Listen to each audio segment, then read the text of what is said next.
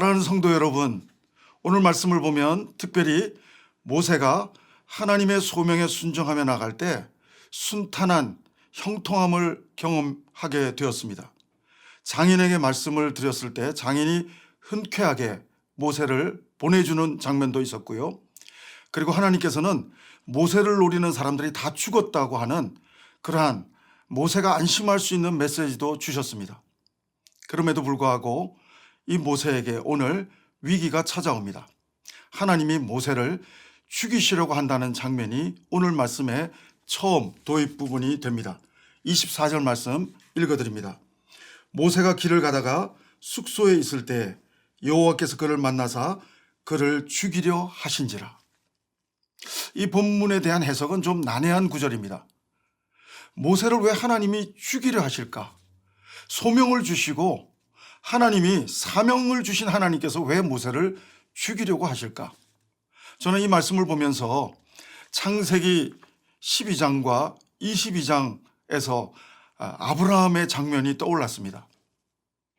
창세기 12장에서 아브라함이 이삭을 이렇게 죽이라고 했다고 한다면 초창기에 아브라함은 결코 순종할 수 없었을 것입니다.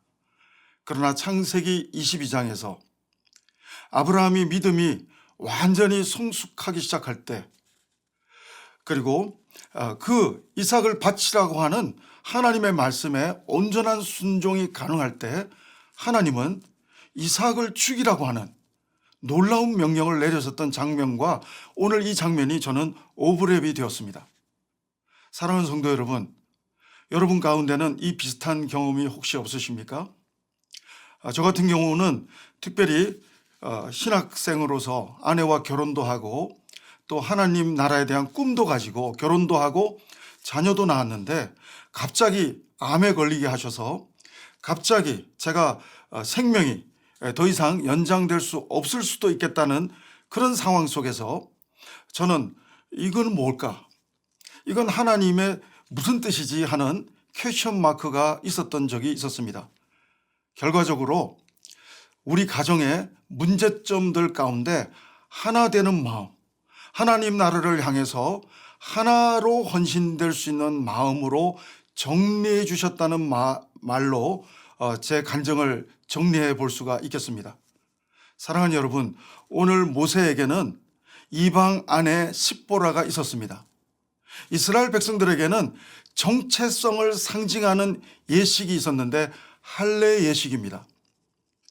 그럼에도 불구하고 이방 여인 십보라는 이 모세의 할례 의식, 자기 아들들에게 할례를 행하고자 하는 말에 대해서 동의하기가 쉽지 않았던 것 같습니다. 오늘 본문을 보면 왜 제가 이 할례라는 단어를 정확하게 사용하고 있는지를 확인할 수가 있습니다. 여러분 25절, 26절을 제가 읽어드리겠습니다. 십보라가 돌칼을 가져다가 그의 아들의 포피를 베어 그의 발에 갖다 대며 이르되 당신은 참으로 내게 피난편이로다 하니 여호와께서 그를 놓아 주시니라. 그때 십보라가 피난편이라 함은 할례 때문이었더라. 할례 때문이었다고 하는 것입니다. 여러분, 특별히 하나님이 모세가 타협하고 있는 가정 속에서 진리를 선포는 했을지 몰라도 타협하고 있는 부분을 하나님은 해결하기를 원하신다고 하는 것입니다. 십보라는 남편으로부터 늘 들었던 말이라 모세를 죽이려 하시는 하나님의 모습을 보면서 자기의 잘못을 인지할 수 있었던 것 같습니다. 그리고 곧바로 할례 예식을 모세가 아니라 십보라가 행하고 그리고 모세를 향해서 나의 피난편이다. 성경은 정확한 표현을 하고 있는데 할례 때문이었더라. 이렇게 설명하고 있습니다. 사랑하는 여러분, 소명만큼 중요한 것은 가족 구성원의 하나된 온전한 신앙의 모습이라고 오늘 말씀을 통해서 저는 도전을 받게 됩니다.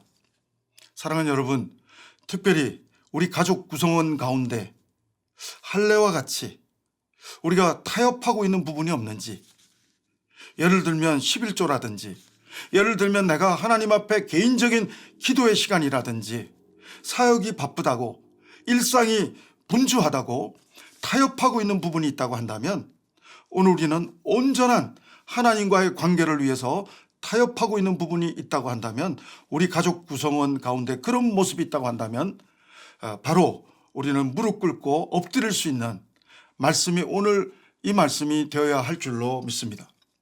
사랑하는 여러분, 오늘 이렇게 모세의 가정이 이제 십보라가 하나님의 가족의 정체성으로 온전하게 깨닫고 행동하기 시작할 때 하나님은 보다 구체적인 놀라운 그러한 은혜를 펼쳐주시고 하나님의 또 놀라운 계획을 보여주시는 것을 보게 됩니다. 이렇게 한 가족이 하나로 온전하게 하나님의 백성의 정체성을 깨닫고 온전하게 회복되어질 때 하나님은 동역자를 붙여주십니다. 아론을 붙여주고 계시는 것을 보게 됩니다. 27절 말씀입니다. 여호와께서 아론에게 이르시되 광야에 가서 모세를 맞으라 하시매 그가 가서 하나님의 산에서 모세를 만나 그에게 입맞추니. 그리고 오늘 말씀 30절 31절을 읽어드리겠습니다. 아론이 여호와께서 모세에게 이르신 모든 말씀을 전하고 그 백성 앞에서 이적을 행하니 백성이 믿으며 여호와께서 이스라엘 자손을 찾으시고 그들의 고난을 살피셨다 함을 듣고 머리 숙여 경배하였더라. 이렇게 하나님의 놀라운 동역자를 모세에게 붙여주시고 하나님의 배려와 격려의 사람을 붙여주시는 은혜를 모세는 경험하게 되는 것입니다. 사랑하는 여러분, 오늘 이 아론을 통해서 모든 리더들에게 하나님의 비전이 선포되는 그러한 놀라운 일들이 펼쳐지고 그 비전이 선포될 때 31절에 보면 백성이 믿었다고 하는 내용도 나오고 있고요. 그리고 모든 공동체가, 이스라엘 그 리더 공동체가 머리 숙여 경배하였더라라고 하는 표현이 나옵니다.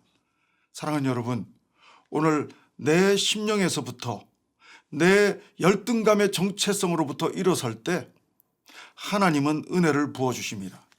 오늘 우리 가정에 어떤 영적인 타협되어 있는 온전하지 못한 부분을 회복받기 시작할 때 하나님의 놀라운 동역자를 붙여주시는 격려의 손길을 우리는 경험하게 되는 것입니다. 그리고 모든 리더 공동체가 하나님의 말씀을 듣고 믿고 함께 예배하면서 함께 전진할 수 있는 그러한 이스라엘 리더십들의 놀라운 모습으로 하나님께서 이끌어 가시는 모습을 우리는 바라보게 되는 것입니다. 사랑하는 여러분, 오늘 하루 우리 가정에 타협하고 있는 부분이 있다면 하나님 온전케 하여 주옵소서. 그리고 나의 아론을 하나님 오늘 보내주시옵소서. 그래서 함께 하나님의 일을 해나갈 때 하나님께서 온전케 공동체로까지 영향력으로 미치게 하시는 놀라운 은혜를 간증할 수 있는 복된 날이 오늘 하루가 여러분의 날이 될 수 있게 되기를 주의 이름으로 축원합니다. 함께 기도하시겠습니다.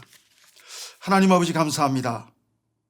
오늘 모세의 가정과 같이 우리 가정 구성원 가운데 영적으로 타협하고 혼합된 모습의 신앙이 있다고 한다면 하나님 그 부분을 바라볼 수 있는 눈을 허락하여 주옵소서.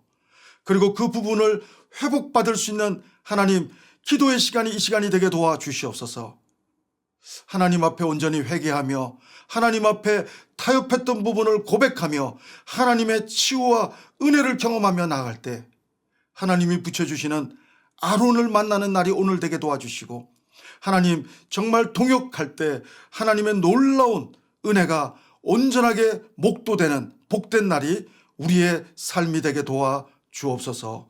감사드리며 예수님 이름으로 기도합니다. 아멘.